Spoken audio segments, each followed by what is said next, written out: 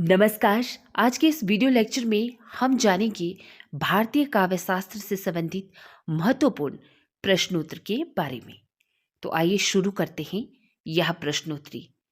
आपको ज्ञात हो कि यह प्रश्न मैंने अलग अलग बुक्स से आपके सामने संकलित करके रखे हैं। पहला प्रश्न है, वास्तविक काव्य लक्षण का प्रारंभ किस आचार्य से होता है जिन्होंने शब्द और अर्थ के सहभाव यानी कि शब्दार्थों सहितो काव्यम को काव्य की संज्ञा दी है।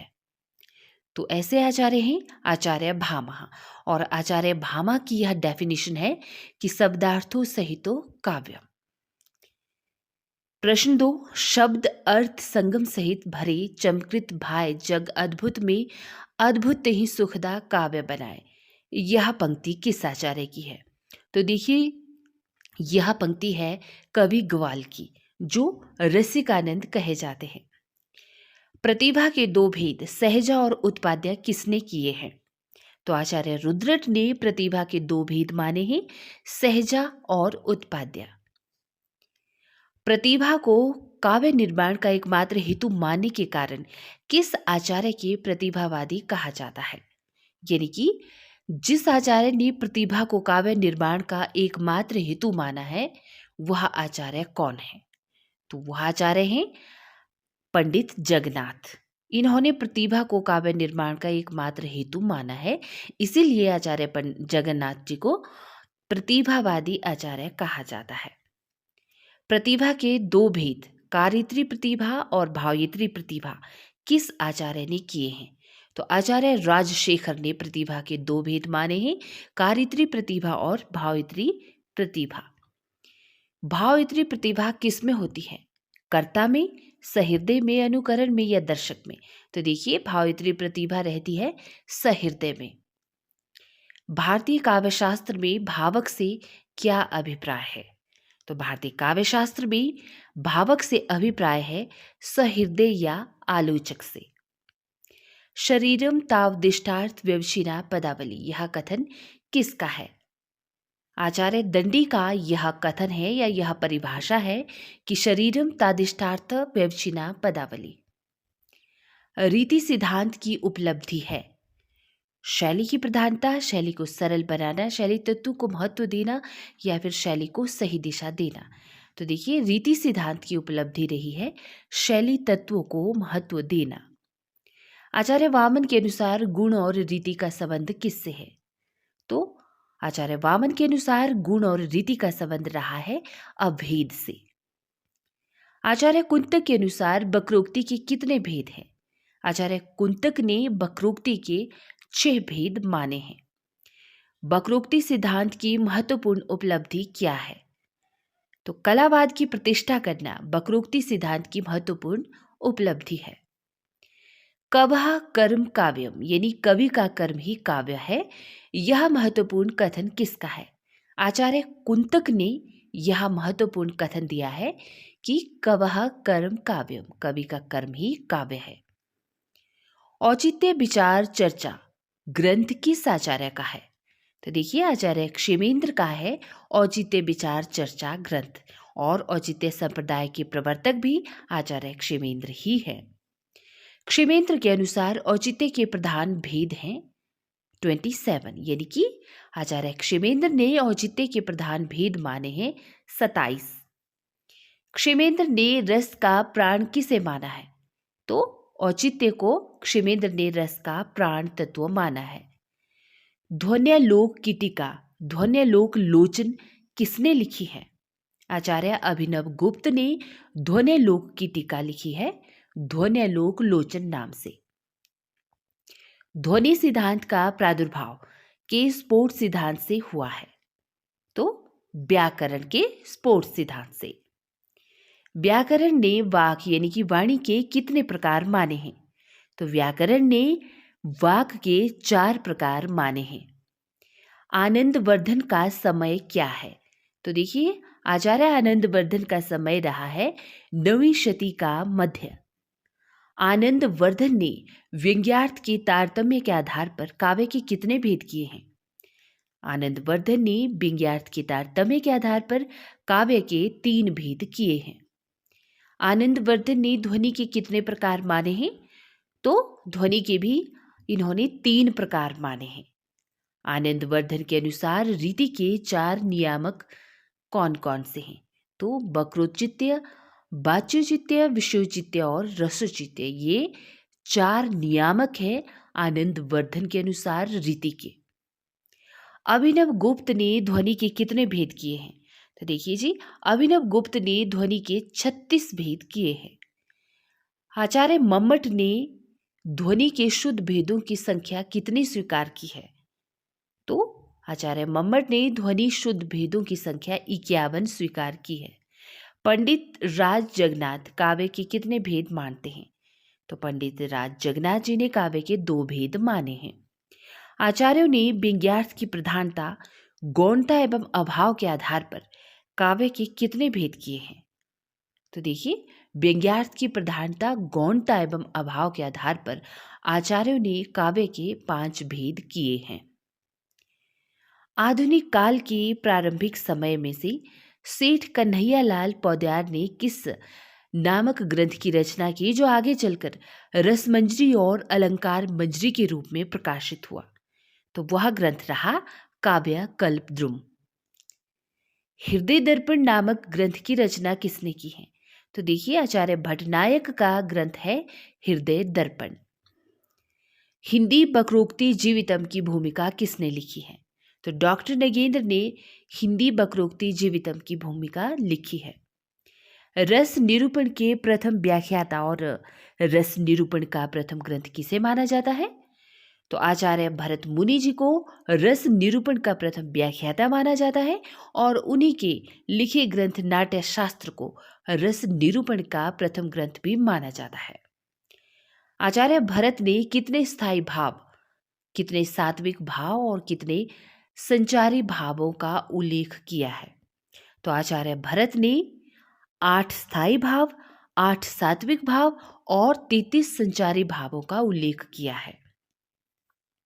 किस आचार्य ने रीति को काव्य की आत्मा मानकर रस के गुण के अंतर्गत स्थान दिया है और कांति गुण का वर्णन करते हुए रस से युक्त माना है?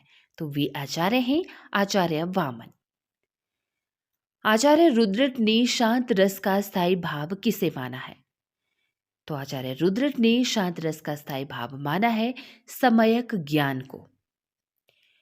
रस को ध्वनि के साथ युक्त करने का श्रेय किसे जाता है?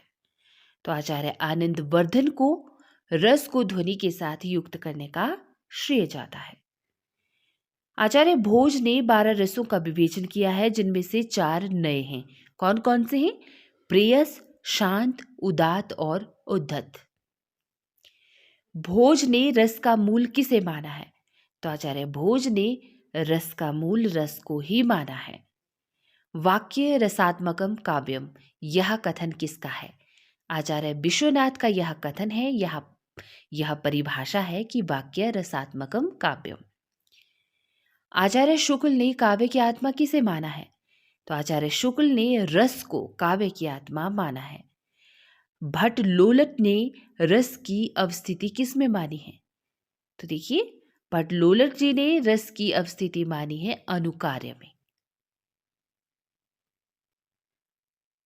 काव्य शास्त्र की अलग अलग महत्वपूर्ण किताबों में से ही मैंने ये प्रश्न आपके सामने रखे हैं जो बड़े महत्वपूर्ण हैं।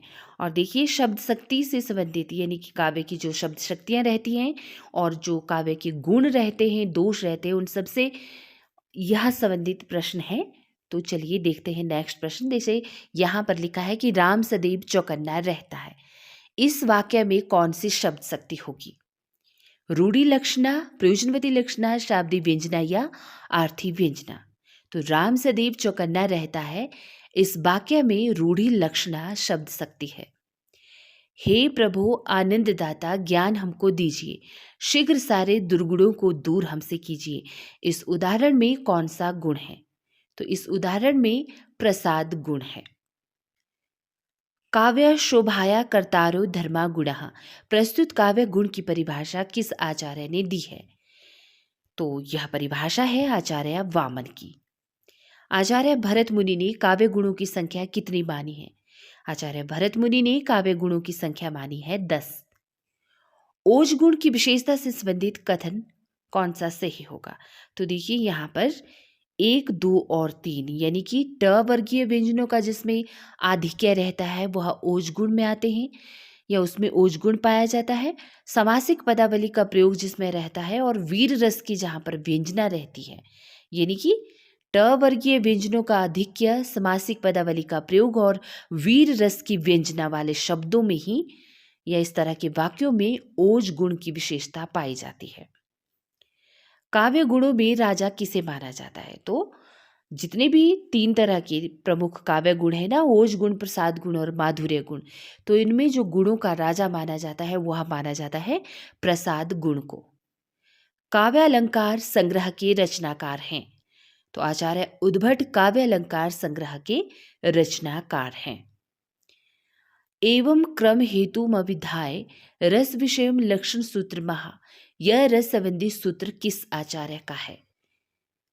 तो यह रस संबंधी सूत्र दिया है आचार्य अभिनव गुप्त ने। शब्दार्थों सहितो काव्यम, काव्य की यह परिभाषा किसकी है? आचार्य भामह की यह प्रसिद्ध परिभाषा रही है काव्य के संबंध में। आचार्य भरत मुनि ने कितने अलंकारों का उल्लेख किया है? आचार्य भरत मुनि जी ने 4 अलंकारों का उल्लेख किया है। आचार्य दंडी ने किस अलंकार को मूल अलंकार माना है? तो देखिए जी, अतिशयोक्ति अलंकार को आचार्य दंडी ने मूल अलंकार माना है। अलंकार संप्रदाय का अंतिम ग्रंथ कौन सा माना जाता है? तो दिए गए ग्रंथों में से कुवलयानंद को अलंकार संप्रदाय का अंतिम ग्रंथ माना जाता है। अलंकार संप्रदाय के प्रवर्तक कौन रहे हैं? अलंकार संप्रदाय के प्रवर्तक रहे हैं आचार्य भामह। न्याय दर्शन के प्रवर्तक कौन हैं? तो ऋषि गौतम को न्याय दर्शन का प्रवर्तक माना जाता है। योग दर्शन के प्रवर्तक कौन हैं? तो योग दर्शन के प्रवर्तक रहे हैं ऋषि पतंजलि। सांख्य दर्शन के प्रवर्तक कौन हैं? सांख्य दर्शक के प्रवर्तक माने जाते हैं कपिल मुनि। मीमांसा दर्शन के प्रवर्तक कौन हैं? मीमांसा दर्शन के प्रवर्तक हैं ऋषि जैमिनी। बलिहारी नृपकूप की गुण बिन बूंद दी पंक्ति में कौन सा अलंकार है? तो देखिए, इस पंक्ति में जो अलंकार है वह है श्लेष अलंकार। रस गंगाधर किसकी रचना है? पंडित जगन्नाथ की महत्वपूर्ण रचना है रस गंगाधर। बक्रोक्ति संप्रदाय के प्रवर्तक कौन हैं? तो आचार्य कुंतक बक्रोक्ति संप्रदाय के प्रवर्तक हैं। अभिव्यंजनावाद के प्रवर्तक कौन हैं? तो प्लेटो अभिव्यंजनावाद के प्रवर्तक रहे हैं। आचार्य भामह ने किस काव्य प्रयोजन का उल्लेख नहीं किया? तो दिए गए विकल्प में से उपदेश, इस तरह के काव्य प्रयोजन का उल्लेख आचार्य भामह ने नहीं किया है। इसके अलावा इन्होंने धर्म, अर्थ और मोक्ष को काव्य प्रयोजन माना है। आचार्य मम्मट ने काव्य प्रयोजन की संख्या कितनी निश्चित की है? आचार्य मम्मट ने काव्य प्रयोजन की संख्या मानी है 6। चित्र तुरंग न्याय संज्ञा वाली रस सूत्र व्याख्या किस वाद से है? साधारणीकरण से, आरोपवाद से, अनुमितिवाद से या अभिव्यक्तिवाद से? तो देखिए जी, चित्र तुरंग न्याय ये संज्ञा वाली रस सूत्र व्याख्या है अनुमितिवाद से। असंगत छांटिए, यहाँ पर अभिव्यक्तिवाद आचार्य अभिनव गुप्त का है, अनुमितिवाद आचार्य शंकु का है, आरोपवाद भट्ट लोलट का है। लेकिन जो औचित्य संप्रदाय है वह कुंतक का नहीं है, क्योंकि औचित्य संप्रदाय के प्रवर्तक हैं आचार्य क्षेमेंद्र, इसीलिए यहाँ पर यह असंगत है। करुण रस का स्थायी भाव कौन सा है? तो करुण रस का स्थायी भाव है शोक। रस सूत्र में रजु सर्व की व्याख्या बतलाई है अनुमितिवाद में। पेरियुप्सुस का अंग्रेजी नाम है ऑन द सबलाइम। पेरियुप्सुस किस महान पाश्चात्य विद्वान की रचना है? आप मुझे बताएंगे कमेंट बॉक्स में, राइट। पेरियुप्सुस का अंग्रेजी नाम है ऑन द सबलाइम। प्रातः नभ था बहुत नीला शंख जैसे, इसमें कौन सी योजना हुई है? प्रतीक योजना, बिंब योजना, मिथक योजना या फैंटेसी? तो देखिए, प्रातः नभ था बहुत नीला शंख जैसे, इसमें बिंब योजना दर्शाई गई है। द्रुत विलंबित छंद कौन सा है? यानी कि अर्ध सममात्रिक छंद, वार्णिक, सममात्रिक या विषमात्रिक। जो द्रुत विलंबित छंद है वह है वार्णिक छंद। अब भारतीय काव्य शास्त्र के कुछ वन लाइनर महत्वपूर्ण प्रश्नों पर चर्चा कर लेते हैं। तो आइए जानते हैं। ये वन लाइनर के तौर पर ही आपके समक्ष में रखने जा रही हूं। जैसे कि यहाँ पर देखिए, विभाव के कितने भेद होते हैं? तो विभाव के दो भेद होते हैं, आलंबन और उद्दीपन। आलंबन विभाव के कितने भेद होते हैं? तो आलंबन के भी दो भेद होते हैं, आलंबन और आश्रय। सात्विक अनुभाव की संख्या कितनी मानी गई है? तो जो सात्विक अनुभाव होता है उसकी संख्या मानी गई है 8। आचार्य शुक्ल ने विरोध और अविरोध के आधार पर संचारियों के कितने वर्ग किए हैं?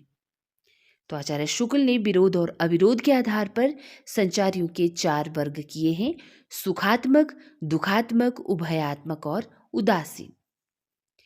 श्रृंगार को मूल रस किस आचार्य ने माना है? तो आचार्य भामा ने श्रृंगार रस को मूल रस माना है। और वैसे भी आपको यह पता होना चाहिए कि श्रृंगार रस को सब अन्य रसों का राजा भी कहा जाता है। भक्ति रस का रस को मूल रस किसने माना है?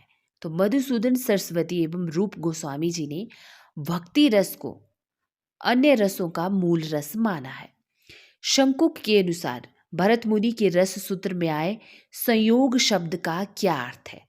तो देखिए, आचार्य शंकु के अनुसार भरत मुनि के रस सूत्र में आए संयोग शब्द का अर्थ है अनुमान लगाना। रस सिद्धांत के संबंध में तन्मयतावाद के प्रतिष्ठापक कौन रहे हैं? तो आचार्य अभिनव भारती। एक के बाद इन्हीं अनेक भावों का उदय होता है तो उसे कहते हैं भाव सबलता। अभिहिता और अपस्मार क्या है? तो अभिहिता और अपस्मार एक प्रकार के संचारी भाव हैं। किस आलोचक के मतानुसार साधारणीकरण कवि की भावना का होता है? तो डॉक्टर नगेंद्र के अनुसार जो साधारणीकरण होता है ना, वह कवि की भावना का ही होता है। अभिधा, भावगत्व और भोग काव्य के 3 व्यापार किस आचार्य ने माने हैं? तो आचार्य भट्टनायक ने ये काव्य के 3 व्यापार माने हैं, अभिधा, भावगत्व और भोग। भाव संधि, भाव सबलता तथा भाव शांति किस भाव की प्रमुख स्थितियां हैं? तो ये स्थितियां हैं संचारी भाव की। अलंकार संप्रदाय के प्रतिष्ठापक आचार्य माने जाते हैं आचार्य भामह। भरत मुनि ने कितने अलंकारों का उल्लेख किया है? तो आचार्य भरत मुनि ने 4 अलंकारों का उल्लेख किया है, उपमा, रूपक, द्वीपक और यमक। अलंकार रत्नाकर नामक ग्रंथ के रचयिता कौन है? तो शोभाकर मित्र जी का अलंकार संबंधी ग्रंथ है अलंकार रत्नाकर। आचार्य दंडी ने गुणों की संख्या मानी है 10। आचार्य भोज ने गुणों की संख्या मानी है 24। आचार्य वामन ने गुणों की संख्या मानी है 20। आचार्य मम्मट, आचार्य भामा तथा आचार्य आनंद वर्धन ने गुणों के भेद माने हैं 3। और गुणों के प्रमुख भेद हैं माधुर्य गुण, ओज गुण और प्रसाद गुण। वृत्ति का सर्वप्रथम वर्णन किस ग्रंथ में मिलता है? तो देखिए, नाट्य शास्त्र में, जो आचार्य भरत मुनि का नाट्य शास्त्र है उसी में वृत्ति का सर्वप्रथम वर्णन मिलता है। भारतीय काव्य शास्त्र में कितनी काव्य वृत्तियां मानी गई हैं? तो 3 तरह की काव्य वृत्तियां मानी गई है भारतीय काव्य शास्त्र में, परुषावृत्ति, कोमल वृत्ति और उपनागरी वृत्ति। सर्वप्रथम दोष की परिभाषा किस आचार्य ने प्रस्तुत की है? तो आचार्य वामन ने। दंडी में कितने काव्य दोषों का वर्णन किया है? तो आचार्य दंडी ने काव्य दोष बताए हैं 10। आचार्य वामन ने 20 काव्य दोष बताए हैं। आचार्य विश्वनाथ ने 70 काव्य दोषों का वर्णन किया है। काव्य दोषों का सर्वप्रथम निरूपण किस ग्रंथ में मिलता है? तो आचार्य भरत मुनि कृत नाट्य शास्त्र में ही काव्य दोषों का सबसे पहले निरूपण मिलता है। 10 के स्थान पर 3 काव्य गुणों की स्वीकृति प्रथम सबसे पहले किस आचार्य ने की? तो आचार्य भामा ने। कई आचार्य हैं ना ऐसे जिन्होंने 10 काव्य गुण माने हैं।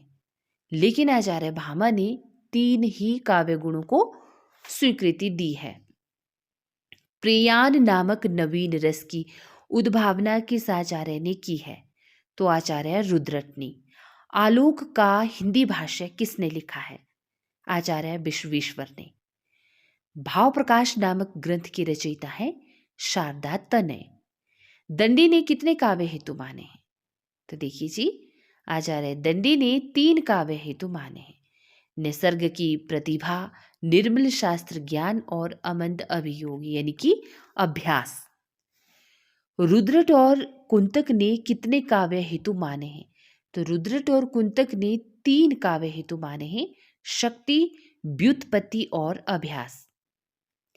आचार्य वामन ने कितने काव्य हेतु माने हैं? आचार्य वामन ने भी 3 काव्य हेतु माने हैं, लोक, विद्या और प्रकीर्णन।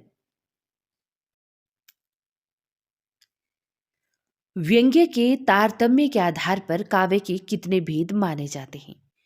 व्यंग्य के तारतम्य के आधार पर काव्य के 3 भेद माने जाते हैं, ध्वनि, गुणीभूत व्यंग्य चित्र और चित्र।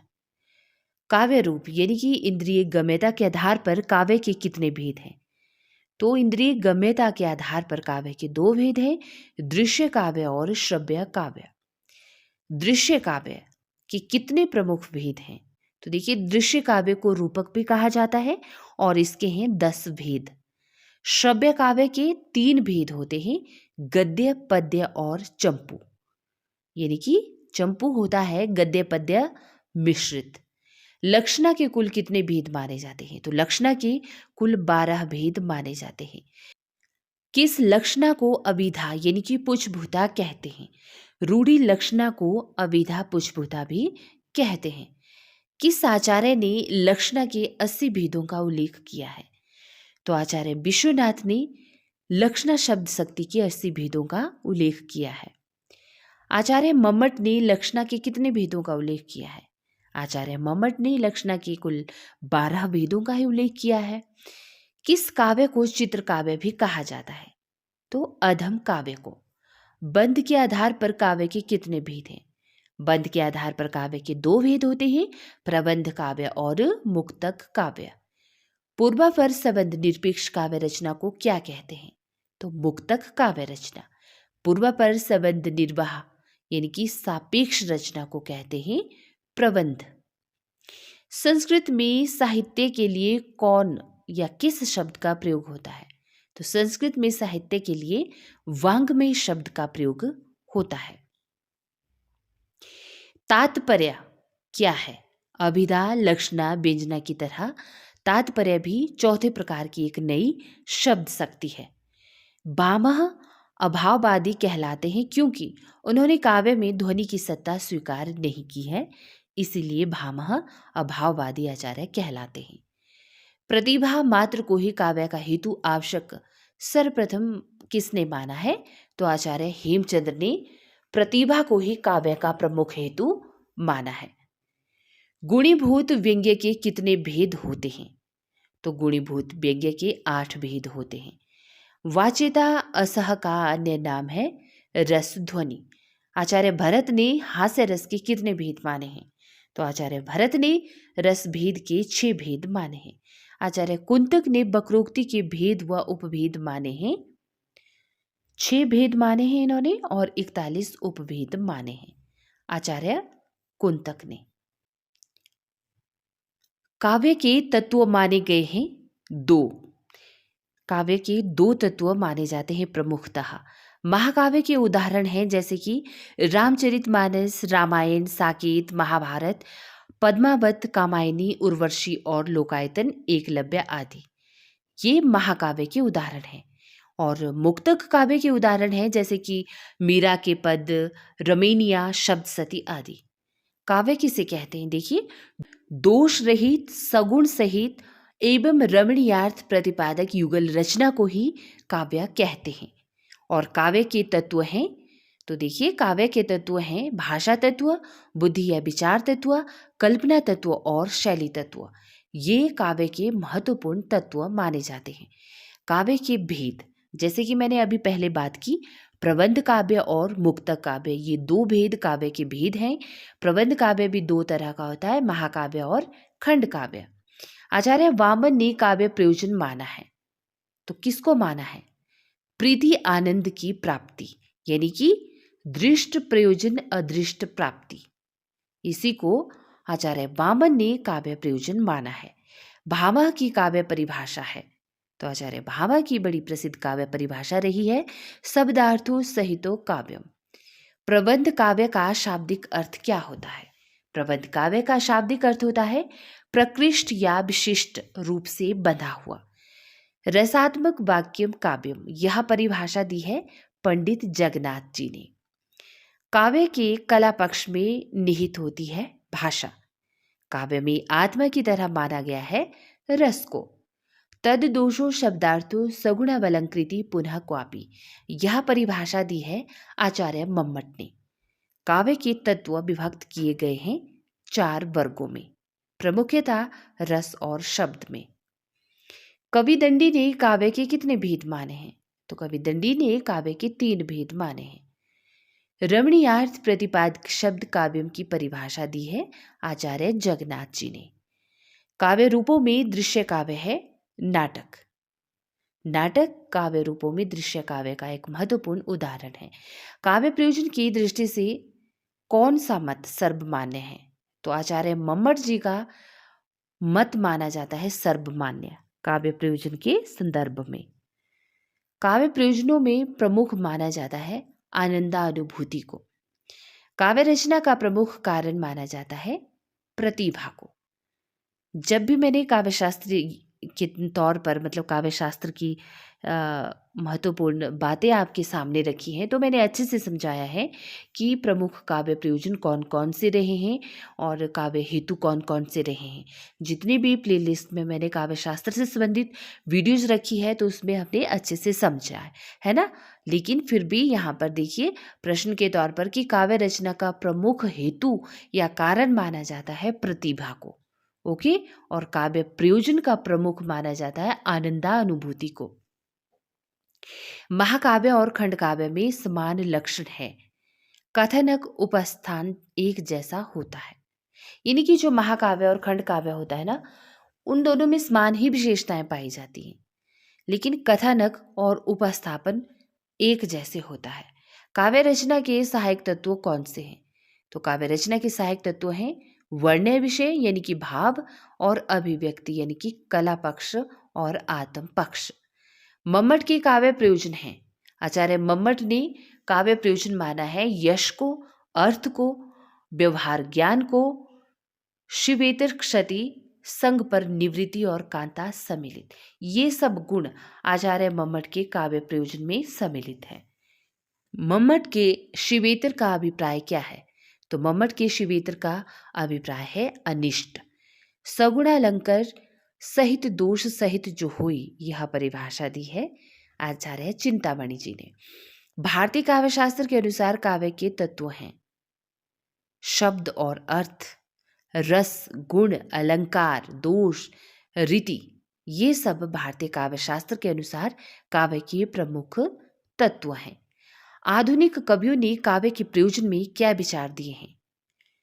ज्ञान विस्तार होना चाहिए, मनोरंजन होना चाहिए, लोक मंगल की भावना होनी चाहिए और उपदेश मिलना चाहिए। तो आधुनिक कवियों ने काव्य प्रयोजन में ये विचार प्रस्तुत किए हैं। खंड काव्य में सर्ग खंड होते हैं 7 से कम, यानी कि जो महाकाव्य होता है ना, उसमें 7 या 7 से ज़्यादा खंड काव्य हो सकते हैं, यानी कि सर्ग हो सकते हैं। लेकिन जो खंड काव्य होता है उसमें 7 से कम ही सर्ग होते हैं या समय रहते हैं, ठीक है। या यूं कहें कि जैसे कि आप रामायण को ले लीजिए, उसमें 7 कांड है, ठीक है। रामचरितमानस में 7 कांड है, तो वह एक महाकाव्य है। लेकिन खंड काव्य और महाकाव्य में डिफरेंस यहाँ से भी आप पता कर सकते हैं कि जो खंड काव्य होता है उसमें 7 से कम ही खंड होते हैं। शैली के आधार पर काव्य के भेद कौन से हैं? शैली के आधार पर काव्य के भेद हैं गद्य, पद्य और चंपू। दृश्य काव्य के भेद होते हैं रूपक और उपरूपक। महाकाव्य का प्रधान रस होता है। देखिए, वीर, श्रृंगार या शांत रस, ये 3 प्रकार के जो प्रमुख रस रहते हैं, ये किसी भी महाकाव्य के प्रधान रसों में गिने जाते हैं। महाकाव्य के प्रारंभ में होता है मंगलाचरण या किसी भी इष्ट देव की पूजा की जाती है। रूपक के भेद कौन कौन से हैं? तो देखिए, रूपक के भेद हैं नाटक, प्रकरण, भाण, प्रहसन, व्यायोग, संबकार, विधि, इहामृग और अंक, ये रूपक के भेद हैं। और संस्कृत में नाटक को ही रूपक कहा गया है ना। महाकाव्य में खंड या सर्ग होते हैं। तो अभी बात की हमने पहले, 7 से अधिक होने चाहिए, 8 से अधिक होने चाहिए। तो महाकाव्य में इतने ही खंड या सर्ग रहते हैं। महाकाव्य में एक सर्ग में एक छंद का प्रयोग होता है। इसका परिवर्तन किया जा सकता है सर्ग के अंत में। और मुक्तक काव्य है एकांकी सदृशों को चमकित करने में समर्थ पद्य रचना।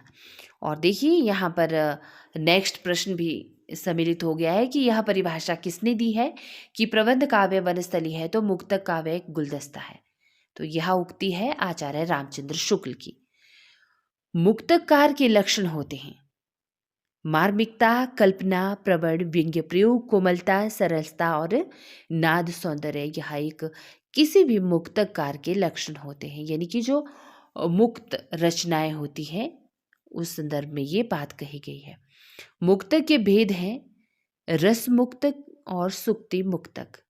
काव्य के गुण कौन कौन से हैं? देखिए, काव्य के रचनात्मक स्वरूप का उन्नयन कर रस को उत्कर्ष प्रदान करने की क्षमता को ही काव्य गुण कहते हैं। आचार्य भरत और दंडी के अनुसार काव्य के गुण के भेद हैं श्लेष, प्रसाद, समता, समाधि, माधुर्य, ओज, पद सुमारता, अर्थ व्यक्ति, उदारता व कांति। यानी कि कितने भेद बताए हैं इन्होंने? 10 भेद। ठीक है, आचार्य भरत और आचार्य दंडी ने काव्य गुण बताए हैं 10। कौन कौन से? कांति, उदारता, अर्थ व्यक्ति, पद सुमारता, ओज, माधुर्य, समाधि, समता, प्रसाद और श्लेष। आचार्य मम्मट ने काव्य गुण बताए हैं। तो आचार्य मम्मट ने 3 ही काव्य गुण बताए हैं, माधुर्य, ओज और प्रसाद। तो ये अक्सर ये प्रश्न पूछे जाते हैं कि आचार्य भरत या आचार्य दंडी ने काव्य के गुण कितने बताए हैं, है ना, और आचार्य मम्मट ने कितने बताए। तो ये आपको पता होना चाहिए। माधुर्य गुण में वर्जन है। देखिए, जहाँ पर माधुर्य गुण रहता है उसमें ट, ठ, ड, ढ एवं समास युक्त रचना प्रधान रूप पर मौजूद रहती है। काव्य दोष वह तत्व है जो रस की हानि करता है। यह परिभाषा दी है आचार्य विश्वनाथ जी ने। मम्मट ने काव्य दोषों को वर्गीकृत किया है शब्द, अर्थ और रस दोष में। श्रुति कटुत्व दोष कहाँ होता है? जहाँ पर परुष वर्णों का प्रयोग होता है वहाँ पर श्रुति कटुत्व दोष पाया जाता है। परुष वर्णों का प्रयोग कहाँ पर वर्जित होता है?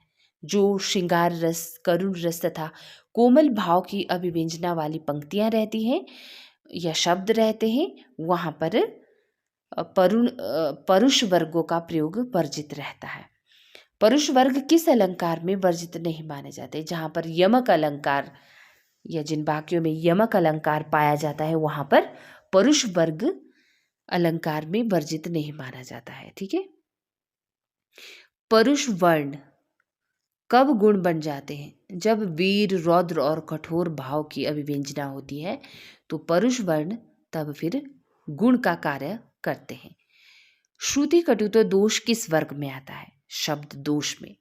काव्य में लोक व्यवहार में प्रयुक्त शब्दों का प्रयोग दोष कहलाता है, ग्राम्यत्व दोष।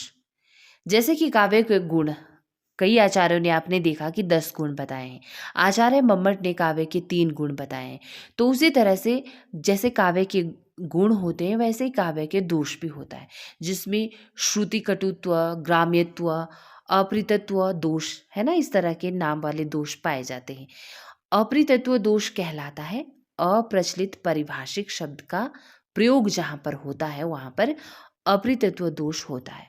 यह एक शास्त्र में प्रसिद्ध होता है और लोक में अप्रसिद्ध होता है। ठीक है। शब्द का अर्थ बड़ी खींचतान करने पर समझ में आता है, उस दोष को क्या कहा जाता है? क्लिष्टत्व दोष। तो देखिए क्लिष्टत्व दोष कहाँ पर होता है, जहाँ पर किसी भी शब्द को बड़ी खींचातानी के साथ प्रयोग में लाया गया होता है। ऐसा लगता है जिस रचना को या जिस पंक्ति को पढ़कर कि यहाँ पर बड़ी जबरदस्ती के साथ शब्दों को खींच खांच कर प्रयोग किया गया है, तो वहां पर कलिष्टत्व दोष हमें देखने को मिलता है। वेद नखत ग्रह जोरी अरग करी सोई बनत अवखात, इसमें भी क्लिष्टत्व दोष है। ठीक है, इस पंक्ति में कि वेद नखत ग्रह जोरी अरग करी सोई बनत अवखात। वाक्य में यथास्थान क्रम पूर्वक पदों का न होना कौन सा दोष है, अक्रमत्व दोष। तो देखिए जहाँ जिस पंक्ति में या जिन वाक्यों में यथास्थान मतलब क्रम पूर्वक कोई भी पद रचना नहीं की गई होती है, वहां पर अक्रमत्व दोष पाया जाता है। जैसे कि आप यहाँ पर अक्रमत्व दोष का उदाहरण देखिए, सीता जो रघुनाथ को अमल कमल की माल पहराई जनु सवन की हृदय पली भोपाल। राइट, दुष्क्रमत्व दोष कहाँ होता है, तो जहां लोक और शास्त्र के विरुद्ध क्रम से वस्तु का वर्णन होता है, वहीं पर दुष्क्रमत्व दोष पाया जाता है। और ग्रामित्व दोष की यहाँ पर उदाहरण देखिए ग्रामित्व दोष का कि आली पास पौड़ी भले मोही किन पौढ़न देत। तो इस काव्य पंक्ति में ग्रामित्व दोष है। काव्य में पद दोष कितने होते हैं, तो काव्य में पद दोष माने गए हैं 16 प्रकार के। अर्थ दोष कहते हैं उसे जहां शब्द दोष का निराकरण हो जाए फिर भी दोष बना रहे, वहां पर अर्थ दोष होता है। अब देखिए वाक्य दोष भी माने गए हैं, 21 तरह के वाक्य दोष होते हैं। अलंकार के भेद, शब्दालंकार, अर्थालंकार और उभयालंकार, तो ये 3 तरह के भेद माने जाते हैं अलंकार के। अलंकार कहते किसे हैं, काव्य की शोभा बढ़ाने वाले तत्वों को अलंकार कहते हैं। काव्य में अर्थ द्वारा चमत्कार उत्पन्न करने की क्षमता को अर्थालंकार कहते हैं। मानवीकरण अलंकार किसे कहते हैं, तो देखिए जहां अचेतन अथवा मानवेतर जड़ प्रकृति पर मानव के गुणों एवं कार्यकलापों का आरोप करके उसे मानव सादृश्य सप्रमाण चित्रित किया जाता है, वहां पर मानवीय अलंकार होता है। और अमूर्त पदार्थ एवं भावों को जहां पर मूर्त रूप दे दिया जाता हो, ठीक है, तो वहां पर मानवीकरण अलंकार पाया जाता है। मुनि तापस जिनते दुख लही ते नरेश बिनु पावक दहु हई, में अलंकार है विभावना अलंकार।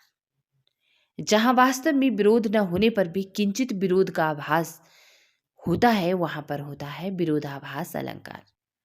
तो ये अलंकारों की परिभाषा भी हमें पता होनी चाहिए। प्रकृति पर मानव व्यवहार का आरोप जहां पर किया जाता है, वहीं पर मानवीकरण अलंकार होता है। जैसे कि हमने यहाँ पर भी देखा, ठीक है, मानवीकरण अलंकार की परिभाषा तो आपने याद रखना है कि जहां पर या प्रकृति पर मानव व्यवहार का आरोप किया जाता है, वहां पर मानवीकरण अलंकार होता है। मानवीकरण अलंकार का उदाहरण देखिए यहाँ पर, मेघमय आसमान से उतर रही वह संध्या सुंदरी परी धीरे धीरे सी।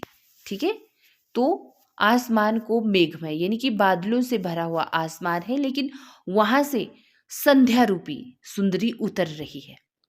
मतलब जो शाम होती है ना, जब सूरज ढलने की अवस्था में होता है, तो बादलों से आच्छादित जो आसमान रहता है, तो उस संध्या की शाम को सुंदरी दिखाया गया है यहाँ, परी के समान सुंदरी।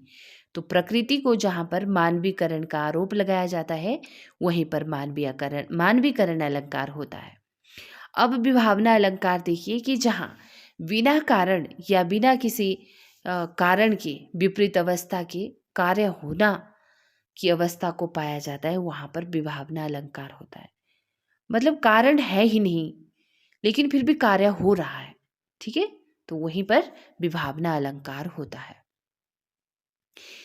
लोचन नीरज से यह देखो अश्रु नदी बह आई, तो यह विभावना अलंकार का उदाहरण है। सॉरी, ठीक है, कि लोचन नीरज से यह देखो अश्रु नदी बह आई। लोचन मतलब आंखें, नीरज से यह देखो कि आंसुओं की नदी बह आई हो, तो वहां पर विभावना अलंकार हुआ। और हमने देखा भी कि जहां बिना कारण के कार्य होता है वहां पर विभावना अलंकार पाया जाता है।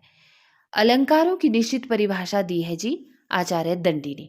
आचार्य दंडी ने अपने ग्रंथ काव्यदर्श में अलंकारों की निश्चित परिभाषा दी है और शब्दालंकार के भेद माने जाते हैं 8। यमक अलंकार कहाँ होता है? जहां एक ही शब्द का एक से अधिक बार प्रयोग होता है लेकिन हर बार उसका अर्थ अलग होता है, वहां पर यमक अलंकार होता है। जैसे यहाँ पर नीचे दिया गया है, देखिए यमक अलंकार का उदाहरण कि फिर झट गुल कर दिया, दिया को दोनों आंखें मिची, भजन कहो ताते भयो, भयो न एको बार, भयु विदेह विदेह बिसेखी, तीन बैर खाती देवे तीन बैर खाती है, वसन देहु ब्रज में हमें वसन देहु ब्रज राज, सारंग ले सारंग चली सारंग पोगो आए। तो यहाँ पर देख रहे होंगे आप, ठीक है, यमक अलंकार का ये उदाहरण है कि एक शब्द एक से अधिक बार प्रयोग में हुआ है लेकिन हर बार उसका अर्थ अलग है। ठीक है, और यहाँ पर देखिए 75 नंबर का जो प्रश्न है कि अपूर्व थी श्यामल पत्र राशि में कदम की पुष्प कदम की छटा। इस यमक अलंकार में कदम का अर्थ प्रयुक्त हुआ है वृक्ष और समूह के लिए, तो यह भी यमक अलंकार का ही उदाहरण था। नेक्स्ट देखिए, अनेक अर्थों का बोध कराने वाला एक शब्द कविता में होता है, वहां पर होता है श्लेष अलंकार। जैसे कि यहाँ पर श्लेष अलंकार का उदाहरण देखिए, जो घनीभूत पीड़ा थी मस्तक में स्मृति छाई, दुर्दिन में आंसू बनकर वह आज बरसने आई, चली रघुवीर सिली मुखधारी, पानी गए न उबरे मोती मानुष चून, नवजीवन दो घनश्याम हमें, सुबरन को ढूंढत फिरे कभी कमी अरु चोर। तो यहाँ पर श्लेष अलंकार है। कैसे? क्योंकि यहाँ पर अनेक अर्थों का बोध कराने वाला एक ही शब्द विद्यमान है। ठीक है, सौंदर्य अलंकार उक्ति किसकी है? तो आचार्य बामन ने सौंदर्यम अलंकार उक्ति दी है। किसी प्रस्तुत वस्तु की उसकी किसी विशेष गुण, क्रिया, स्वभाव आदि की समानता के आधार पर अन्य अप्रस्तुत से समानता स्थापित की जाए तो वहां पर होता है उपमा अलंकार। यानी कि उपमेय का उपमान के साथ समानता बताना, यानी कि प्रस्तुत का अप्रस्तुत के साथ समानता दिखाना ही उपमा अलंकार होता है। ठीक है, उपमा अलंकार के अंग देखिए, उपमेय और उपमान, वाचक तथा साधारण धर्म। उपमेय यानी कि जो हमारे सामने प्रस्तुत है, और उपमान जो कि अप्रस्तुत होता है, और वाचक और साधारण धर्म, ये उपमा अलंकार के अंग होते हैं। और देखिए उपमा के भी आगे को फिर पूर्णापमा, लुप्तोपमा, है ना, इस तरह के कई भेद होते हैं। पूर्ण उपमा कहते हैं उसे जिसमें उपमा के चारों अंग का उल्लेख होता है। जैसे कि उपमा के 4 अंग कौन कौन से? उपमेय, उपमान, वाचक और साधारण धर्म। और लुप्तोपमा किसे कहते हैं? जहां पर उपमा के चारों अंगों में से किसी एक अंग का लुप्त होना पाया जाता है। मतलब ये जो 4 अंग है उपमा के, इनमें से कोई एक अंग जहां पर नहीं होता वहां पर लुप्त उपमा अलंकार होता है। पूर्ण उपमा अलंकार का उदाहरण है जैसे मुख कमल जैसा सुंदर है, कोमल कुसुम समान देह हो, हुई तप्त अंगारमयी। तो मुख कैसा है? कमल के समान सुंदर है, तो ये पूर्ण उपमा का उदाहरण है। और लुप्त उपमा का उदाहरण देखिए कि मुख कमल जैसा। ठीक है, सिर्फ यहाँ पर इतना ही लिखा है कि मुख कमल जैसा, तो यहाँ पर किसी एक अंग का अभाव है। तो उन वर जिसकी है सोहती मुक्त माला, वह नव नलिनी से नेत्र वाला कहा है। जब उपमा में एक उपमेय के अनेक उपमान हो तो वहां पर मालोपमा अलंकार होता है। अब मालोपमा अलंकार भी, यह भी तो उपमा अलंकार का ही उदाहरण है, जैसे मुख चंद्र और कमल समान है। अब मुख कैसा है? चांद की तरह भी है और कमल की तरह भी है। तो जब उपमा में एक उपमेय के अनेक उपमान होते हैं तो वहां पर मालोपमा अलंकार पाया जाता है। उपमेय में उपमान की संभावना को क्या कहते हैं? तो जहां पर उपमेय में उपमान की संभावना पाई जाती है वहां पर होता है उत्प्रेक्षा अलंकार। जैसे आप उत्प्रेक्षा अलंकार में यह समझ सकते हैं कि जिन पंक्तियों के बीच में मानो, मनो, जानो, है ना, इस तरह के शब्द आते हैं, वहां पर कौन सा अलंकार होता है? उत्प्रेक्षा अलंकार होता है। ठीक है। उत्प्रेक्षा रूपक व उपमा से किस तरह से अलग होता है? संभावना के कारण ही अलग होता है, क्योंकि यहाँ पर इस तरह के शब्द आते हैं बीच में, मानो, मनो, जानो, जनु, है ना। अब उत्प्रेक्षा अलंकार का उदाहरण देखिए, यहाँ पर आप समझ आएंगे अच्छे से कि मानो दो तारे क्षितिज जाल से निकले, शरद इंदिरा के मंदिर की मानो कोई गैल रही हो। तो यहाँ पर मानो, मनो आया है ना, इस तरह के शब्द बीच में। ठीक है। और जो उत्प्रेक्षा अलंकार होता है ना, उसके भी आगे को भेद होते हैं, जैसे वस्तु उत्प्रेक्षा, हेतु उत्प्रेक्षा, फल उत्प्रेक्षा। ठीक है। एक वस्तु में दूसरी वस्तु की संभावना जहां पर की जाती है वहां पर वस्तु उत्प्रेक्षा अलंकार होता है। और ये उदाहरण है यहाँ पर वस्तु उत्प्रेक्षा अलंकार का कि लखत मंजू मुनि मंडली मध्य सिय रघुचंद ज्ञान सभा जनु तनु धरे भक्ति सचिदानंद। और हेतु उत्प्रेक्षा अलंकार, इसमें अहेतु में हेतु की संभावना। ठीक है। जो हेतु नहीं है उसे हेतु मान लिया जाता है भाई। जैसे कि अरुण भाई कोमल चरुण भूमि चली वे ते मानो मुख सब नहीं याते मनो चिंद ही छाया छाए। और फलोत्प्रेक्षा, जहाँ पे अफल में फल की संभावना की जाती है, ये उत्प्रेक्षा अलंकार के उदाहरण है। जैसे कि फलो उत्प्रेक्षा का उदाहरण देखिए कि तब मुख समता लहन को जल सेवत जल जात, तब पद समता को कमल जल सेवत इक पाए, बढ़त ताड़ को पेड़ यह मनु चुमन आकाश। ठीक है। तो इस तरह ये उदाहरण रहते हैं इन अलंकारों के। अब अंतिम देखिए यहाँ पर प्रश्न की रूपक अलंकार किसे कहते हैं? तो जहां पर उपमेय में उपमान का आरोप किया जाए, यानी कि एक वस्तु पर दूसरी वस्तु का आरोप जहां पर लगाया जाता है कि मुख कैसा है? कमल के समान। कमल के समान नहीं है, मुख कमल ही है। ठीक है। मुख कमल है।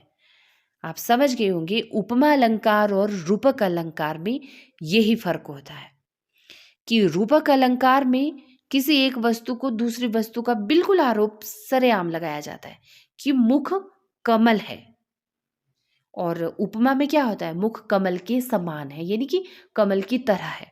ठीक है। लेकिन रूपक में मुख कैसा है? कमल है। और रूपक अलंकार के भी भेद होते हैं, जैसे सांग रूपक, निरंग रूपक और परंपरित रूपक। तो ये थे कुछ प्रश्न। और यहाँ पर लोजाइनस के उदात्त तत्व, लोजाइनस जो पाश्चात्य काव्य शास्त्री रहे हैं, उनका उदात्त तत्व बड़ा फेमस रहा है, तो उससे संबंधित ये कुछ प्रश्न है यहाँ पर। पढ़ लूँ फटाफट से? तो चलिए देख लेते हैं इनको भी फटाफट से। लोजाइनस के उदात्त तत्व से संबंधित प्रश्न है कि लोजाइनस का समय माना जाता है। यहाँ पर विकल्प है, तो मैं सही विकल्प को ही आपके सामने रखूंगी। 213 से 72 ईस्वी, यानी कि दूसरी तीसरी शताब्दी का जो समय रहा है वो लोजाइनस का समय माना जाता है।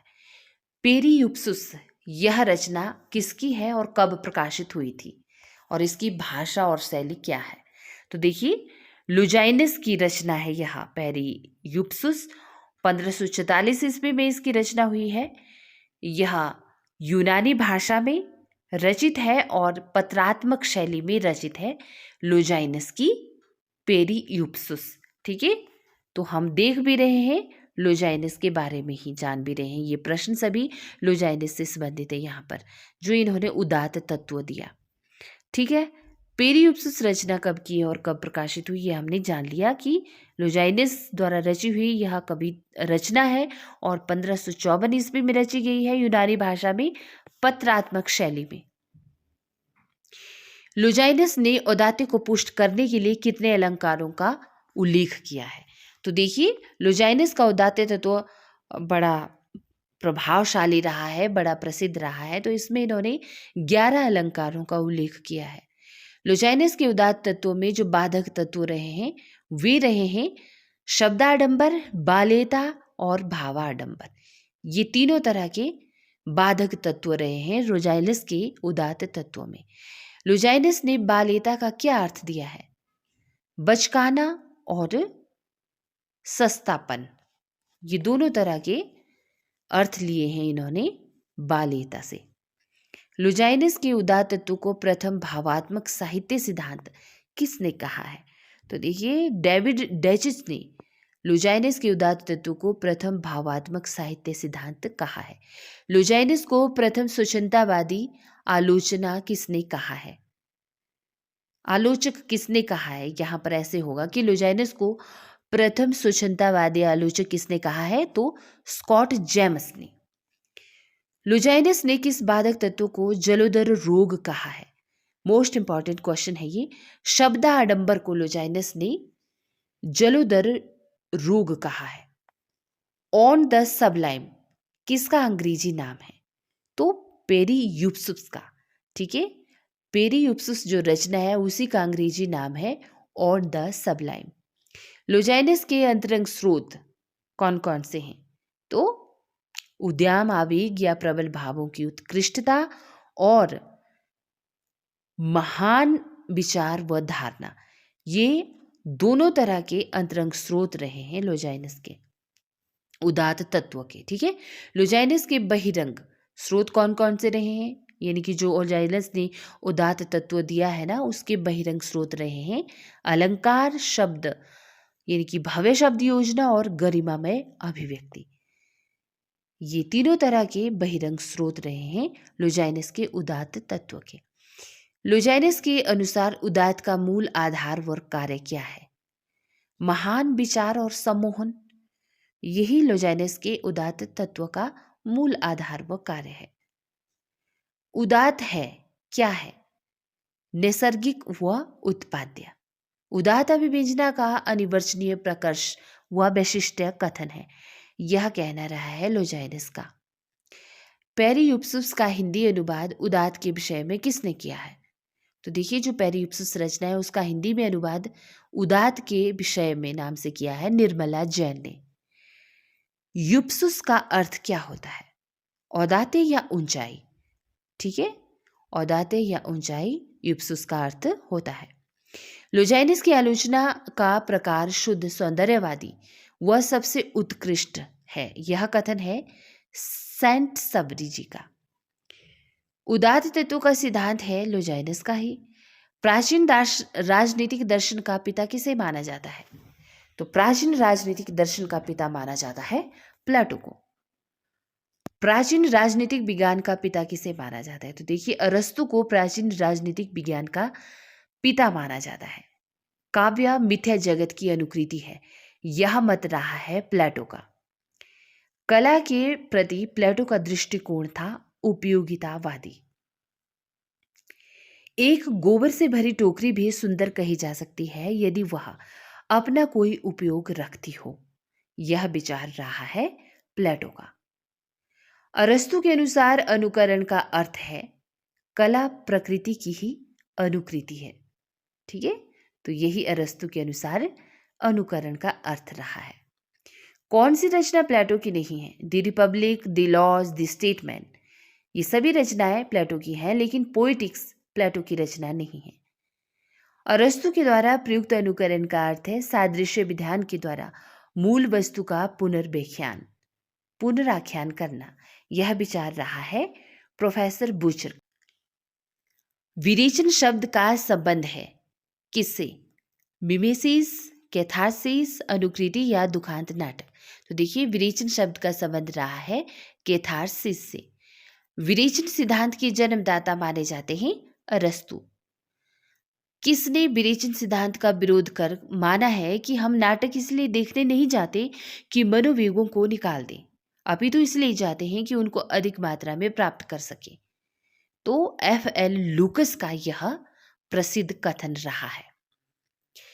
लुजाइनस ने औदात्य के 5 स्रोतों का उल्लेख किया है, जिसमें शामिल नहीं है कला परक व्याख्या, यानी कि उदात्त विचार, उदात्त भावों का चित्रण, अलंकार नियोजन, उत्कृष्ट भाषण और गरिमामय रचना विधान, ये 5 तत्व तो शामिल हैं, लेकिन कलापरक व्याख्या शामिल नहीं है लुजाइनिस के औदात्य में। लुजाइनिस ने किसी औदात्य का मूल आधार माना है? तो देखिए, लुजाइनिस ने भी प्रतिभा को ही औदात्य का मूल आधार माना है। संरचनावाद की अवधारणा के प्रवर्तक कौन थे? तो फर्दिनांद दी सस्सूर को संरचनावाद की अवधारणा का प्रवर्तक माना जाता है। संरचनावाद को मार्क्सवादी परंपरा में स्थान देने का श्रेय किसे जाता है? तो देखिए जी, लुई अल्थरयूसर को संरचनावाद को मार्क्सवादी परंपरा में स्थान देने का श्रेय जाता है। विखंडनवाद के प्रबल समर्थक माने जाते हैं पाल द मान। लुजाइनिस के ग्रंथ का नाम है पेरीयुप्सुस। पेरीयुप्सुस का अंग्रेजी नाम है on the Sublime. On the Sublime अर्थात औदात्य पर विचार के अस्तित्व का पता कब चला? 1554 ईस्वी में। औदात्य वास्तव में क्या है? औदात्य वास्तव में एक भाव है, एक विचार है और एक प्रकार की शैली है। ठीक है, ये सभी हैं औदात्य वास्तव में। काव्य में औदात्य के लिए आवश्यक क्या है? कवि के व्यक्तित्व में औदात्य काव्य में औदात्य के लिए आवश्यक है। औदात्य का मूल आधार है प्रतिभा। लुजाइनिस ने सर्वप्रथम साहित्य के साथ संबंध स्थापित किया। किसका? रचयिता का। ठीक है, लुजाइनिस के अनुसार औदात्य के तत्व हैं ये सभी, यानी कि उदात्त विचार, उदात्त भाव, अलंकार नियोजन, उत्कृष्ट भाषा, गरिमामय रचना विधान। औदात्य के बाधक तत्व हैं। औदात्य के बाधक तत्व कौन कौन से? भाषा की अव्यवस्था एवं प्रवाह शून्यता, अनुचित विचार एवं आडंबरपूर्ण शैली, ग्राम्य एवं कर्ण कटु शब्दों का प्रयोग। तो ये सभी औदात्य के बाधक तत्व हैं। पेरीयुप्सुस ग्रंथ किस नाम से विख्यात है? तो देखिए, पेरीयुप्सुस ग्रंथ भाषण शास्त्र के नाम से विख्यात है। लुजाइनिस का पूरा नाम क्या है? तो देखिए, लुजाइनिस का पूरा नाम मिलता है दियोनीसियुस लोंगिनुस नाम से। चंचल पद, गुम्फन, असंयत वाग विस्तार, हीन और क्षुद्र अर्थ वाले शब्दों का प्रयोग होता है शब्दा आडंबर में। लुजाइनिस का विचार नहीं है कि लाक्षणिकता व रूप कम्यता की आवश्यकता अनिवार्य बनी रहती है। तो यह लुजाइनिस का विचार नहीं है। काव्य में उदात्त तत्व के रचयिता हैं डॉक्टर नगेंद्र। उदात्त का अंतरंग तत्व है उदात्त विचार। लुजाइनिस का विचार रहा है साहित्य का संबंध तर्क से नहीं होना चाहिए। रचनाकार कल्पना द्वारा पाठक को अभिभूत करता है। काव्य के लिए भावोत्कर्ष मूल तत्व है। तो ये सभी लुजाइनिस के विचार रहे हैं। रचना का औदात्य निर्धारित होता है रचनाकार की आत्मा की महानता से। लुजाइनिस मूलतः शास्त्रवादी विचारक रहे हैं। लुजाइनिस के अनुसार उदात्त का मूल आधार रहा है प्रतिभा, और लुजाइनिस से पूर्व औदात्य पर विचार व्यक्त करने वाले विद्वान रहे हैं केकिलियुस। तो ये थे काव्य शास्त्र से संबंधित कुछ महत्वपूर्ण प्रश्नोत्तरी जो मैंने अलग अलग बुक्स से आपके सामने रखे। वीडियो को लाइक शेयर करना ना भूलें। मिलती हूँ नेक्स्ट कड़ी में। नमस्कार।